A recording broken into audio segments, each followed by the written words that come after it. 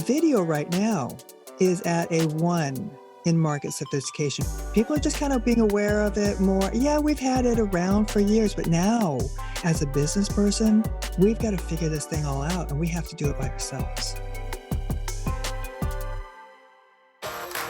Welcome to the Podcaster's Guide to a Visible Voice. Reveal and define your voice to speak your truth through the power of podcasting. And I'm your host, Mary Chan. So let's go. Hello, welcome to episode number 31. Why looking good on camera is important for your podcast. It's a common theme I hear amongst podcasters is that we chose podcasting as our medium because we don't have to deal with visuals or video. You can podcast in your pajamas if you like. We love the virtual space, and you don't even have to bother with your hair if you don't want to. That's actually one of my favorite things about it. But more and more, we hear that video is needed as well for anything to be successful. So what does that mean? And how much more time do we need to add to our podcasting workflow to leverage video? My guest today explains why we need to embrace video and how we can leverage video alongside our podcasts. Suzanne Glover is a professional actress, sales pro, and internet marketer with a combined 35 years of experience in those areas. She gained recognition in the TV and film industry with award-winning work and has been in the top percentage of earners in the Screen Actors Guild. She teaches how to connect through the camera and sell successfully in the new virtual world that we're in. And Suzanne knows how to successfully integrate video into your very busy podcasting life. And life is busy, so we're going to figure out what it is we can do now so that video can be one of those steps to help create success for our podcast.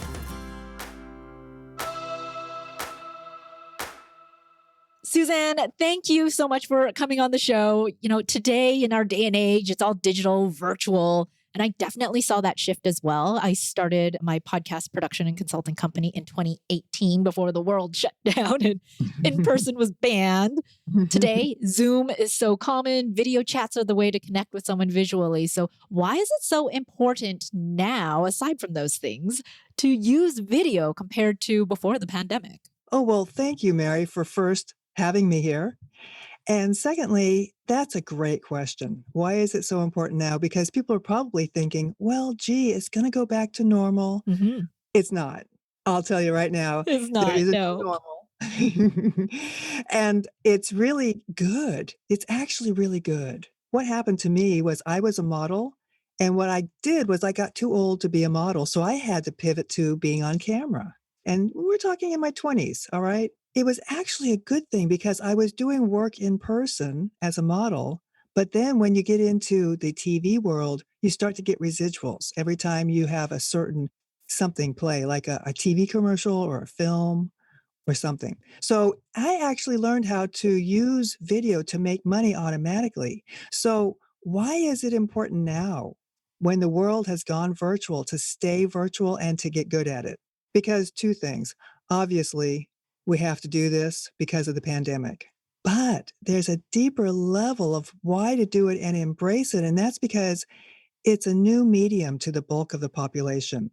And there are good ways to do it, and there are good ways to not do it.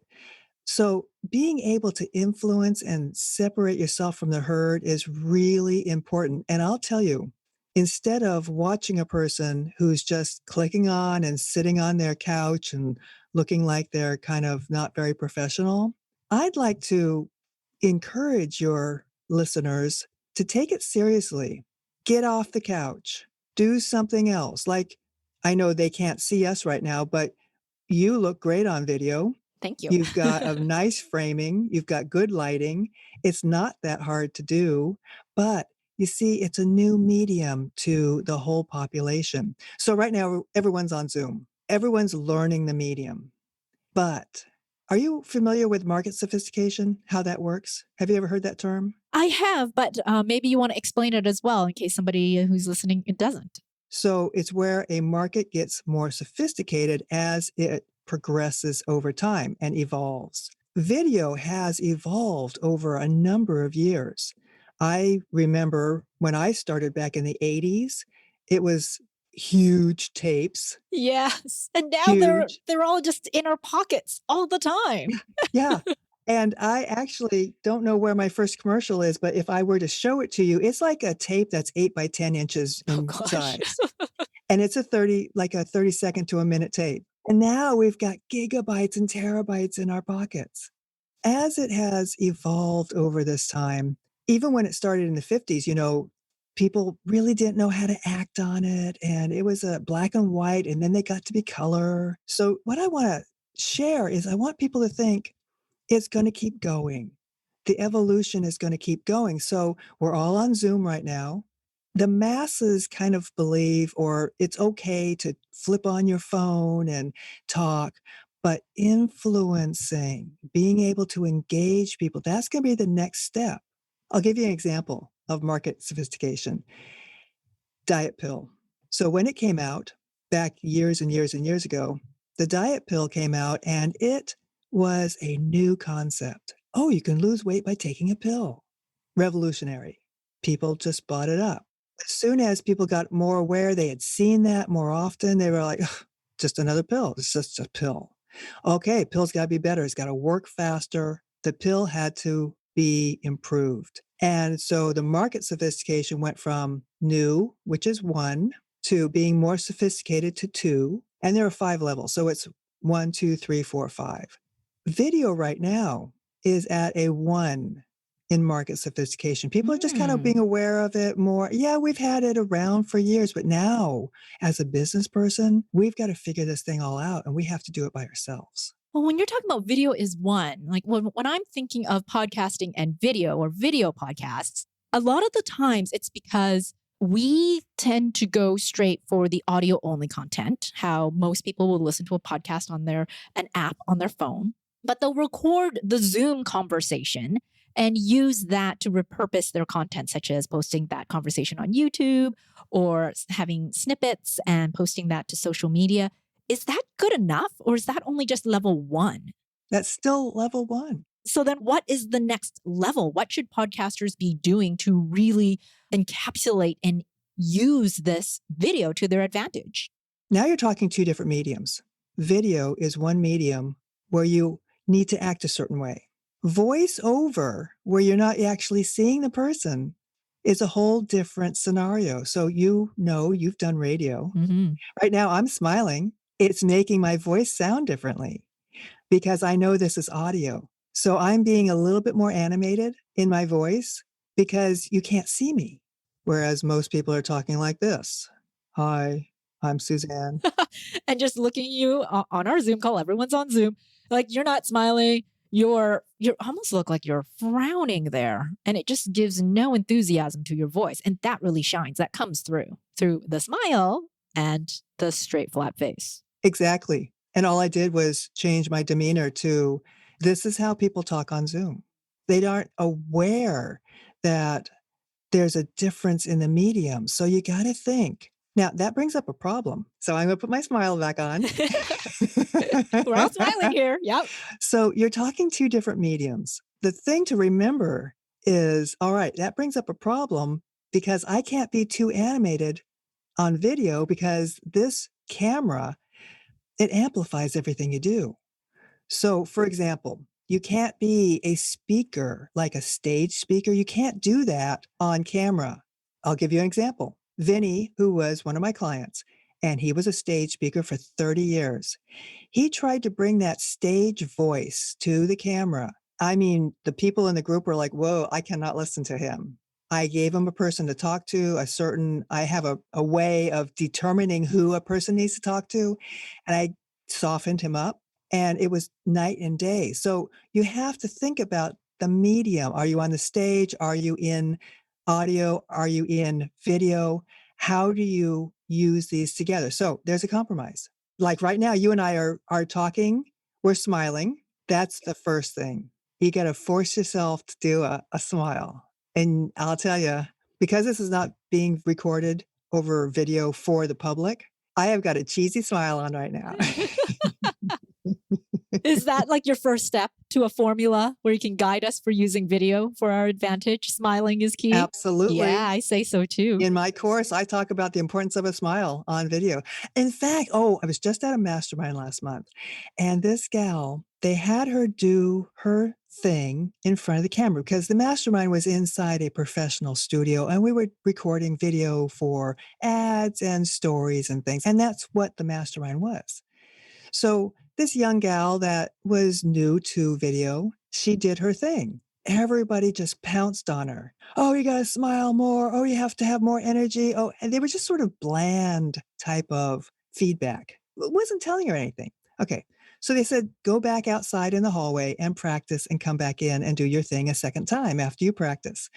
Well, I had to go to the bathroom at the same time. So when I came back out, there she was, and I found out what happened. And I said, "Oh, well, I worked with her for 2 minutes. I taught her how to smile on camera. I found the right energy for her. I drilled her on it with eye contact, and in less than it was about 3 minutes, maybe less. She went back in there. She did it, and the room there were about 10 people in the room. They were just like their mouths dropped. They said that was startlingly different. And it was because she just had a few tips. So she was real for the camera, but I'll bet you if they just used the audio for that, I'll bet you that was good enough. So the moral of the story here is to get good enough on camera, but be realistic enough that it brings that personality out through your voice when you're doing the podcast too. Hmm. You see? That's my point. Yeah, for sure. Like when I worked in radio, we got the training behind the mic and how to do that. So with podcasting, I'm able to help translate as well that knowledge for an everyday podcaster. So with you and your professional acting background, what else do you do to help the everyday person? What do you teach them? What's the process when they're just not confident in front of the camera? You know, you get those all the time. They're like, "Oh, we're going to start filming. Let's do a selfie." And they're like, "Oh, no, no, no, no, no." How do you get out of that feeling? First, understanding that it's still this us and them. And what do you mean by that, Suzanne? I mean, back in the 50s, TV was new. When I got into it in the 80s, TV was still only 30 years old ish, but it was either you were on TV, it was a very small group of people. When I was first in it, you could not do your own demo reel. I had to take it to a production company, right? There wasn't any iMovie. Right? You could just do it yourself. No, are you kidding? I had to pay money and have it produced. So it was a very small group. So it was, are you on TV or are you not on TV? Are you an us or them? I had a commercial that was playing one day. I knew it was going to play. I had just shot it. I didn't get the tape, the VHS tape that was Mhm, yes. huge. I hadn't gotten it yet. So I was watching TV all day just to see if it would air. You know what I found out? It was really interesting. I saw a bunch of people that I know on TV, and I thought, wow, I'm one of them on TV. And that's when I got this Ah, concept in my head that it's us and them as seen on TV, that special yep. as seen on TV. That's a thing. I think that there's still, for people who are probably 30 and up or 40 and up, there's still that stigma that, "Oh, I can't be one of them on TV because I'm not seen on TV. I'm not good enough. I don't like how I look." I have been an actress for 35 years. I still don't like how I look on TV. Come on. It's all a learning process. It's a big journey. It's a journey. So, what do I tell people? I say, first, I personally have a system that I've developed over 35 years where the first thing to address is understanding that it's okay that there's this us and them thing, but that it's changing because the whole world is on video. So, this us and them thing is kind of melding together. But the thing to do is to understand that, yes, all these feelings come up. Am I good enough? Oh, I don't like how I look. Oh, what am I saying? What do I do with my hands? How about my body language? Where people don't even realize that, they have this body language, that they're doing this nervous tick. I have another story where I signed up for an online software, talked to the owner on the phone.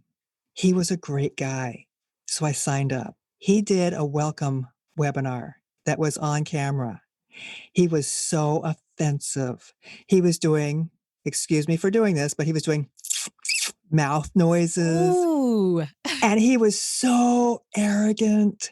All these annoying stuff. I canceled. I'm sorry. I can't do that. Yeah. Your voice is so powerful. It's an extension of who you are. And so if you got annoyed by all those things, imagine other people who also got annoyed. Exactly. Subconsciously, see, I'm aware of it because I do this. Right. But all the people subconsciously who are annoyed. Exactly. Yeah. Exactly. So this is where it gets down to the nitty-gritty where, okay, and I don't want people to start seeing ghosts like, "Oh, am I doing it right or wrong?" or whatever, right? But we all know we don't wanna make mouth noises. Especially on a podcast when people are listening with earbuds and headphones on. Those mouth noises are quite loud. That's why I warned you. Yep. Thank you for that. There's things you gotta think about, and the public doesn't think about this because they're still at the first level of awareness. And like I said earlier in our conversation, as an actress, I didn't have to worry about the tech. I just show up. But now we all have to be the writer, the producer, the director, the techie, the grip, and the actress and the spokesperson. That's exactly it too with a podcaster. We don't realize we're wearing a lot of hats when we're creating our shows. We are the host, yes, but we're also the producer, the editor, the marketer, the showrunner, wrangling guests, doing all the back end with the scheduling and all of this stuff. We are creating a show while also either having a full-time job or running a business using the podcast as your marketing platform. There's so many things that goes on. And also, our busy personal lives as well. We're parents, we're taking care of family. So then how do we fit in being on video as well? Is it good enough to just do the level 1 Zoom video that we were talking about?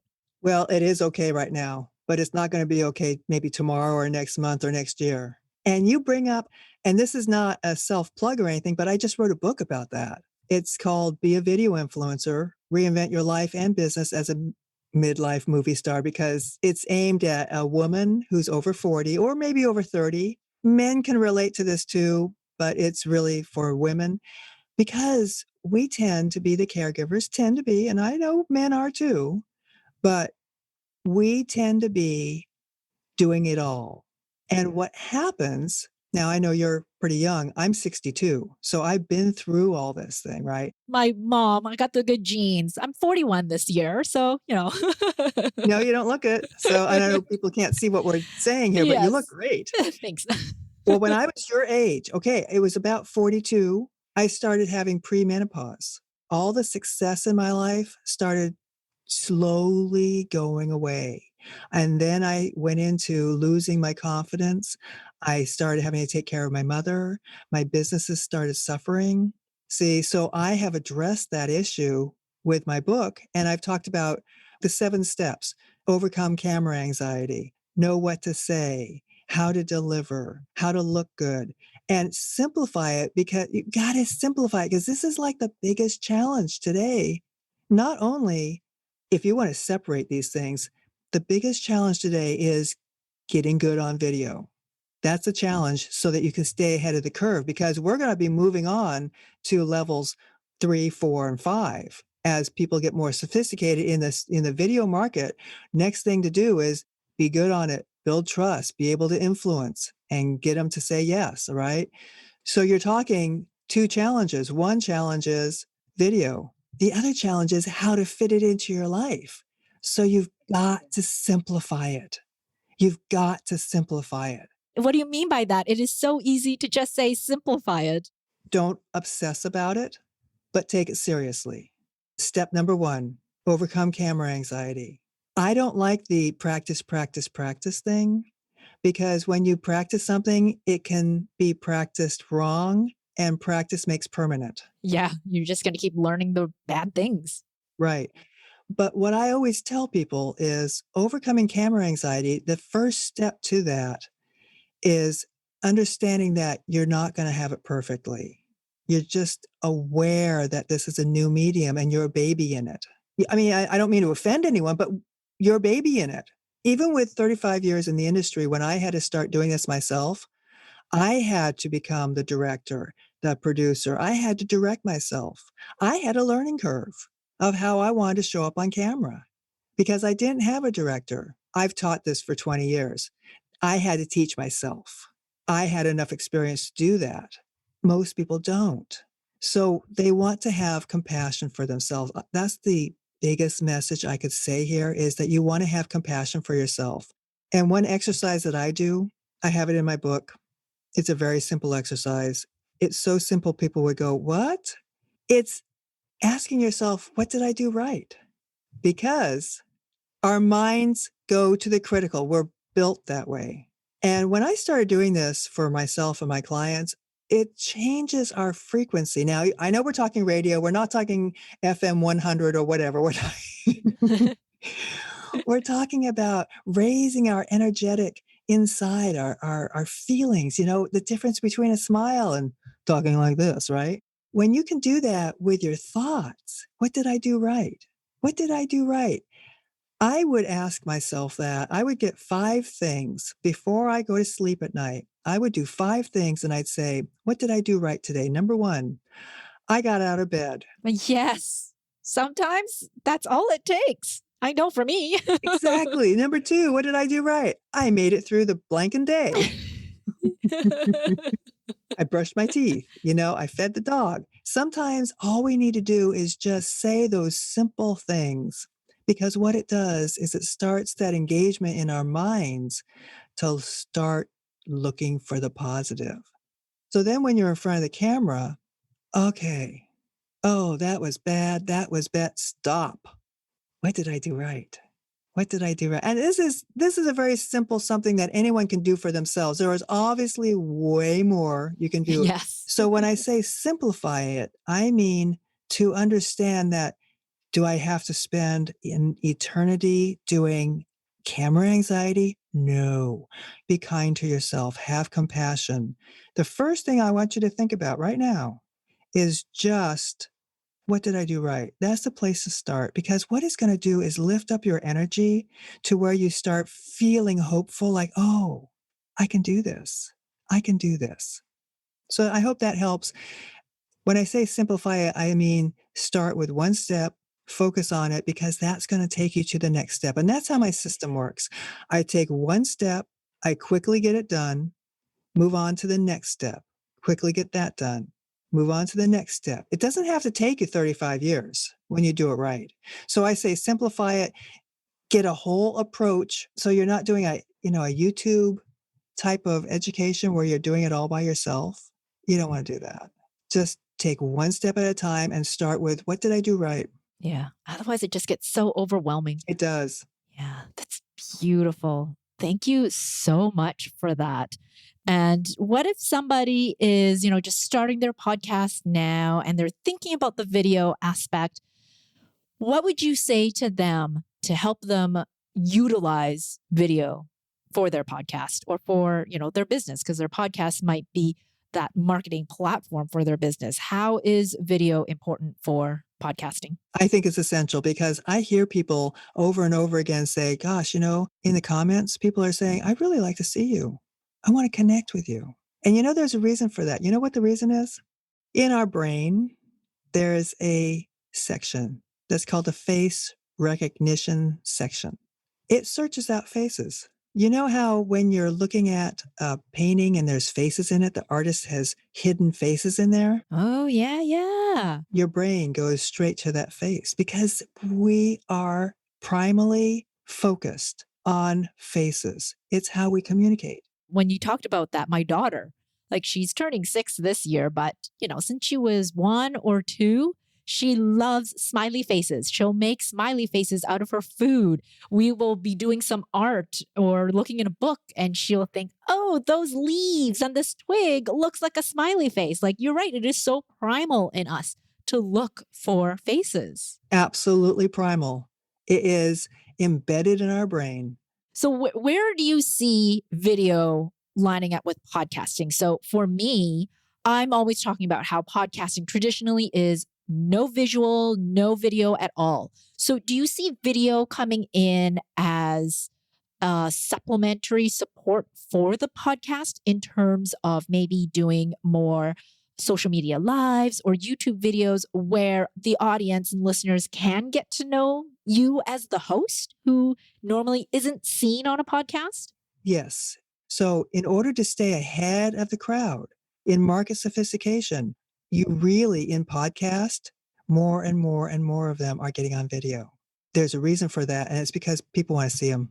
So, if you're hesitating about, oh gosh, I've got into podcasting because I want to do podcasting and I really don't want to do the video thing because it's that us and them and I have camera anxiety. I don't want your people to freak out, but I would like them to be aware that now that the public is doing video, it's going to be absolutely competitive in podcasting. For example, I did podcasts, I don't know, maybe 10 years ago. They were all on the phone. No video, nothing. Now, all the podcasts I'm doing, at least half of them have video components. I mean, that's 10 years, but now that the world is on video, I see that accelerating. Like we talked about the evolution of video, it's all going to be accelerating. So, in order to do that, I really feel, again, mindset is the beginning. Understanding that it's a necessity and embracing it. That's the thing. Because once you start to embrace it, then it starts feeling better. You start saying, hey, what did I do right? You become more open to the medium. And that's when you're ready to really learn how to do it. Awesome. So that's your first step right there. Be open to it. It is. Thank you so much, Suzanne. It was a pleasure chatting with you. And we are going to see you online because you are giving away a diagnostic call. So people will get to meet you. How do we do that? Yeah, I wanted to do that for your audience to help them figure out where they are. You just go to my website, which is Suzanne Glover, SUZANNE, Glover, GLOVER.com/Mary, MARY. Awesome. And I'll put that in the show notes as well. So with this diagnostic call, you were talking about getting people into their voice, but there's a video component as well. Can you describe what will be in the diagnostic call? It'll be on Zoom. It will be on video. Our favorite place. Our favorite place. And I just ask 7 questions to help guide you. This is all about you, to guide you to where are you now? How do you feel about it? Where do you want to go? That's it. Because once you identify where you are and get clarity about that, you get direction. And that's my mission right now. That's exactly what you were talking about before. The awareness, it's the first step. So take that first step, get that diagnostic call with Suzanne. The link will be in the show notes. So thank you again, Suzanne. Thank you so much for coming. Thank you for having me, Mary. Thank you so much for listening to the Podcaster's Guide to a Visible Voice. If you enjoyed this episode, I'd love it if you'd share it with a podcasting friend. And to reveal more voicing and podcasting tips, click on over to visiblevoicepodcast.com. Until next time.